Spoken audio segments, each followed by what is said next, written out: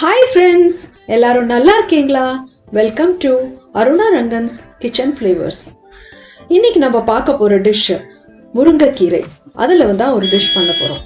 இந்த முருங்கை இலை பார்த்தீங்கன்னா ஹைலி நியூட்ரியன்ட் ரிச் ஃபுட். அது கடவுள் கொடுத்த ஒரு வரப்பிரசாதம். இந்த முருங்கைக்கீரையில் எக்கச்சக்கமான nutrients like vitamin A, vitamin C, அதுக்கப்புறம் அயர்ன் கண்டென்ட் ஜாஸ்தி இருக்குது, கால்சியம் இருக்குது. இதெல்லாம் சாப்பிடும்போது என்ன ஆகும்னா உங்களுக்கு அந்த தினமும் சாப்பிட்டீங்கனாலே இந்த ரத்த சோகை அனிமியா இருக்கிறது கண்டிப்பாக வரவே வராது.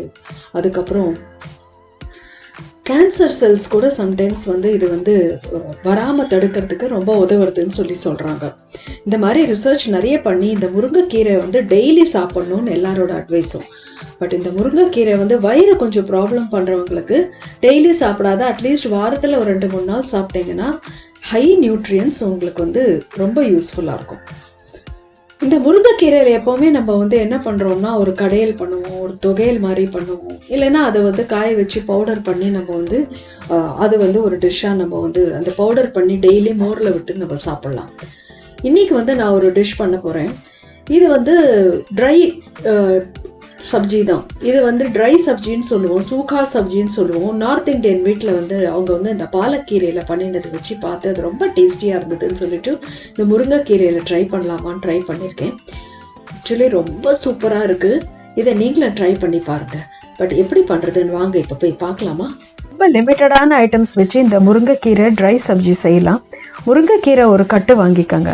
வாங்கிட்டு ஃப்ரெஷ்ஷாக உடனே அதை உருவி இந்த இலையெல்லாம் உருவி எடுத்து வச்சுக்கணும். அப்போ தான் நல்லா ஃப்ரெஷ்ஷாக இருக்கும், இல்லைன்னா சீக்கிரம் பழுத்து போயிடும்.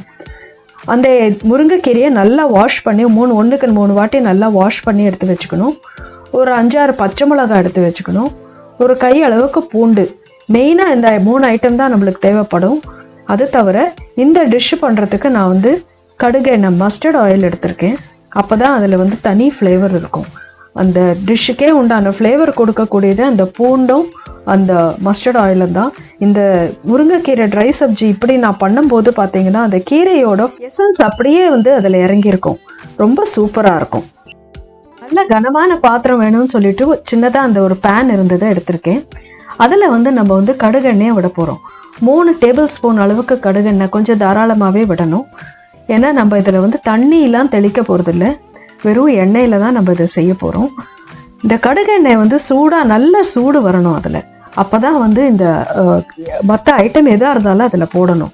சூடு அதில் நல்ல புகை வரணும்.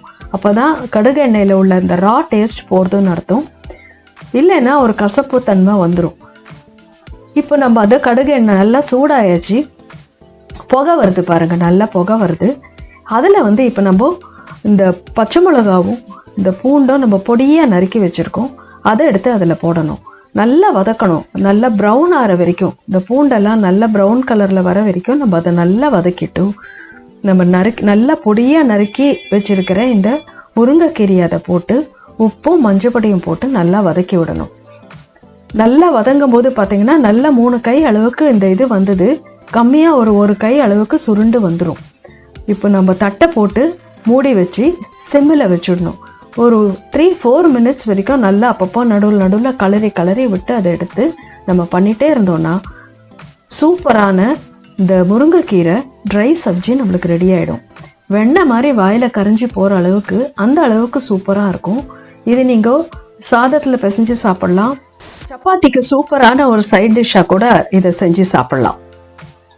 10 நிமிஷத்துக்குள்ள ஒரு சூப்பரான ஒரு டிஷ் நம்ம செய்யணும்னா இந்த நியூட்ரியன்ட் ரிச் முருங்கைக்கீரை ட்ரை சப்ஜி தான். இதை கண்டிப்பாக நீங்களும் செஞ்சு பாருங்கள், ரொம்ப ஈஸியாக இருக்கும். அண்ட் எப்படி வந்திருக்குங்கிற ஃபீட்பேக்கை எனக்கு கமெண்ட் செக்ஷனில் அவசியம் கொடுங்க. இந்த வீடியோ உங்களுக்கு பிடிச்சிருந்ததுன்னா கண்டிப்பாக லைக் பண்ணுங்கள், உங்கள் ஃப்ரெண்ட்ஸ் ரிலேட்டிவ்ஸ் எல்லாருக்கும் ஷேர் பண்ணுங்கள். கூடிய சீக்கிரம் இன்னும் சூப்பரான ஒரு வீடியோவோட உங்களை மறுபடியும் சந்திக்கிறேன். அது வரைக்கும் டாடா பாய்.